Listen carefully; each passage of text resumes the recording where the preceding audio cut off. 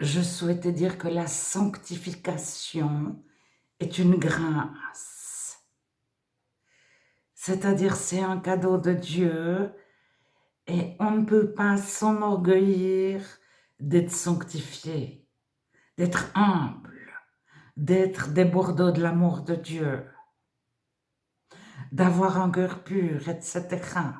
Et c'est aussi pour ça que des fois, Dieu nous laisse, enfin Dieu nous laisse, je ne sais pas comment dire, mais à notre conversion, on a enlevé les grosses pierres de notre cœur.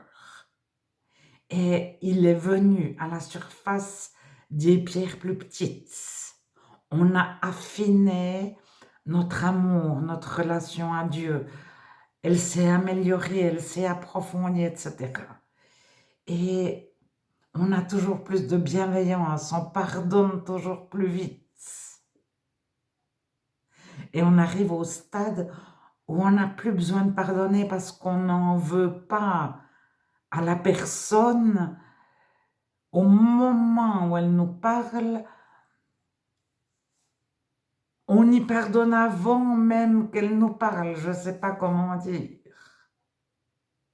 Parce que quand on pardonne, c'est difficile parce qu'on a entretenu des jours, des mois, des années du non-pardon, voire des minutes. Mais si on n'a pas laissé une seule pensée de non-pardon, on est dans un pardon continuel. Au moment où on se rend compte, on peut très vite s'enorgueillir et montrer du doigt le chrétien qui n'en est pas là. Alors, il y a le chrétien qui n'en est pas là, mais qui est chrétien, et il y a le loup qui n'est pas chrétien. Alors, Jésus, il est venu pour les brebis perdues. Est-il venu pour les loups? Parce qu'en tout cas, lorsqu'on a un frère ou une sœur qui a du mal à pardonner ou qui est retourné en arrière ou qui a réalisé à quel point Dieu avait transformé son cœur et qui s'est enorgueilli d'être si humble ou d'être si juste. Bon, je parle pour moi aussi. Et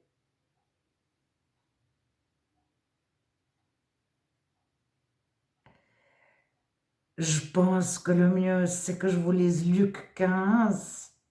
Jésus parle. Quel homme d'entre vous, s'il a 100 brebis et qu'il en perde une, ne laisse les 99 autres ou les 99 autres dans le désert pour aller chercher celle qui est perdue. Donc il faut bien voir, il a 100 brebis. Mais il y en a une qui se perd. Alors, elle est arrivée à un stade d'orgueil, elle n'a pas réalisé ou elle a été submergée par des lois ou par des attaques de culpabilité ou par quelque chose. Et à un moment donné,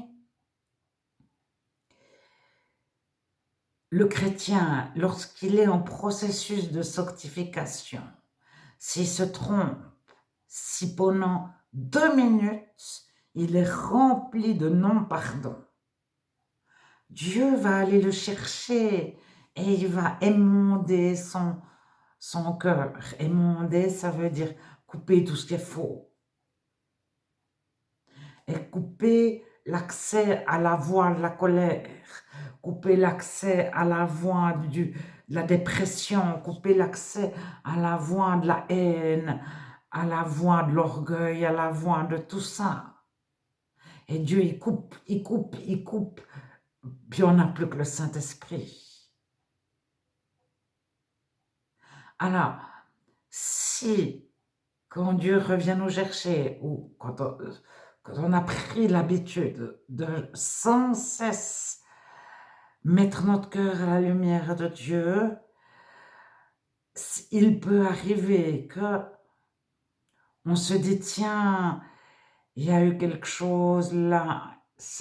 On pense par soi-même. On ne demande plus l'avis de Dieu.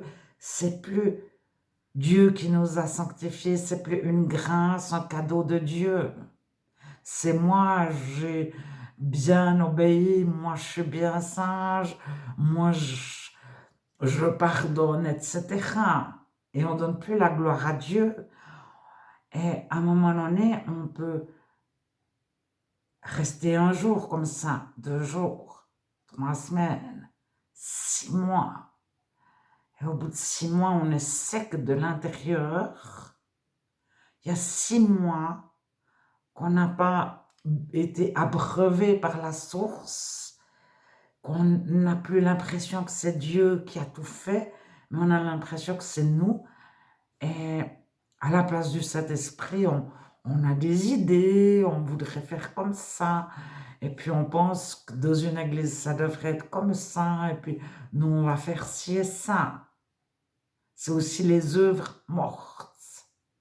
C'est-à-dire que Dieu nous a jamais demandé de faire quelque chose, mais on pense que, alors ça j'ai fait, j'ai réussi à faire du bénévolat, je me suis dit je vais aller là, je vais rencontrer des chrétiens. Mais j'ai pas dit Dieu, est-ce que tu souhaites que je fasse ceci? Et puis Dieu m'a jamais dit va là.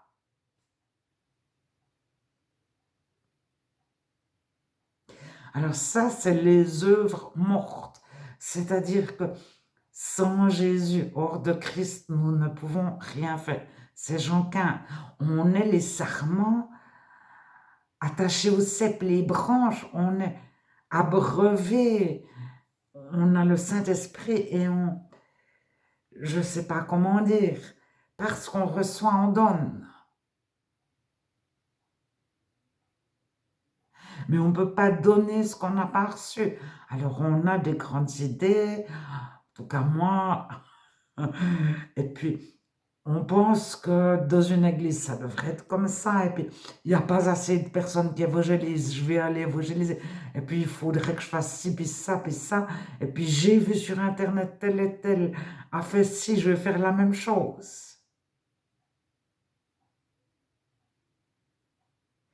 Et à un moment donné, c'est des œuvres mortes et on doit s'en détourner. Je crois même qu'il y a métanoïa, se repentir des œuvres mortes, c'est-à-dire réaliser métanoïa, se détacher, changer de façon de penser, de fonctionnement. Alors je reviens à Luc 15. Donc, un berger a 100 brebis, il en perd une, il la cherche, il la cherche. Quand il la retrouve, il lui dit pas, tu t'es perdu, t'aurais pas dû. Cette pauvre brebis, elle était dans un fourré où c'est moi qui ai vu une image. C'est moi qui l'ai vu coincé dans un buisson. J'ai dû voir ça quelque part, une fois dans ma vie. Mais il n'y a pas écrit ça, en fait. Alors, quand il l'a retrouvée, il la met avec joie sur ses épaules. Quand on retourne à Dieu, Dieu nous porte. Et même si pendant une année, on a fait des tas de choses chrétiennes sans Dieu, les œuvres mortes, même si pendant une année on s'est enorgueilli, moi, je suis arrivée à un stade, je suis un super chrétien, et petit à petit, on ne compte plus sur Dieu, et l'orgueil précède la chute. On a fait 2, 3 métiers, mais c'est pas marqué, Dieu nous a rejetés définitivement, vous êtes bannis, vous êtes des parias, vous pouvez plus jamais, je ne sais pas. C'est marqué que le berger cherche la brebis jusqu'à ce qu'il la trouve. Jusqu'à ce qu'il la trouve, il cherche sa brebis perdue. Et quand il l'a trouvée, il la met sur ses épaules avec joie. Il y aura plus de joie dans le ciel pour un seul pécheur qui se repent que pour 99 justes, pour 99 justes qui n'ont pas besoin de repentance. Et Dieu nous aime à un point, quand on s'éloigne de lui, il nous cherche jusqu'à ce qu'il nous retrouve.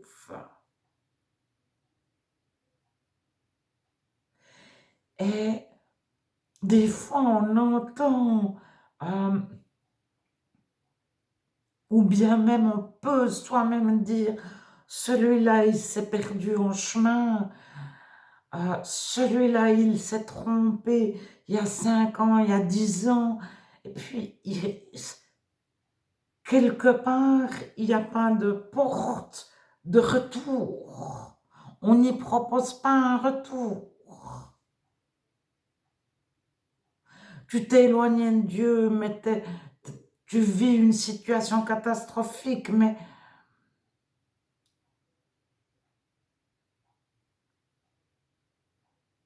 on se détourne. Et Jésus, si il a répondu ça, c'est Luc 15, verset 1.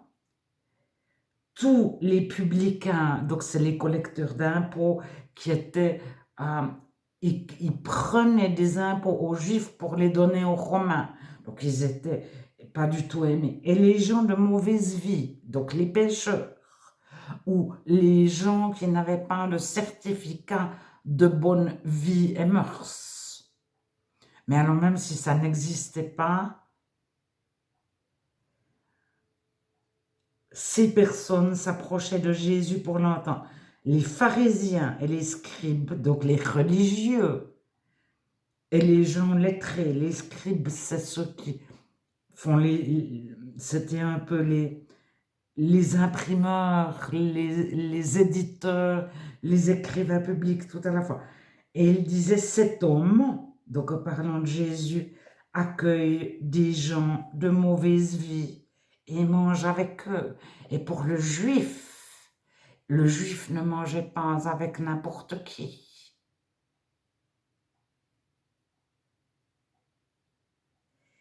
Et Jésus leur répond, si la sang brebis, il va chercher celle qui est perdue. Alors, ça ne signifie pas continue de pécher. De toute façon, Jésus t'aime. Ça signifie reviens à Dieu et il va te purifier, te métanoïa, changer ta façon de penser, ton fonctionnement. Tu n'auras plus les mêmes envies, les mêmes désirs, les mêmes motivations, les mêmes priorités.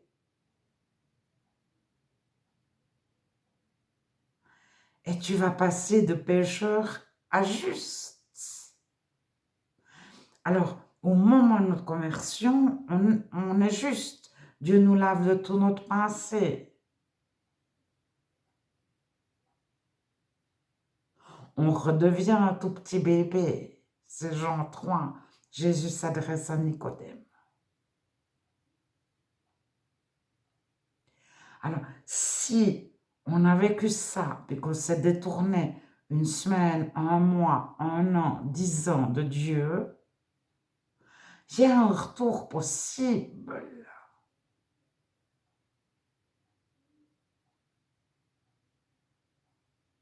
Et en retournant à Dieu, on est purifié. Alors, c'est difficile parce que comme on a déjà vécu un chemin de sanctification, des fois sur plusieurs années, on ne sait plus si on doit repasser une deuxième fois l'épreuve de la foi, si on doit encore se sanctifier ou pas, si on doit renaître à nouveau une deuxième fois.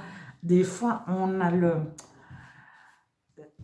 a compris, on a le souvenir de ce qu'on a vécu, On a compris beaucoup de choses, on se souvient de ce qu'on a compris, etc. On a des connaissances, mais on n'est plus en communion avec Dieu sans cesse. On a pris des faux plis. Mais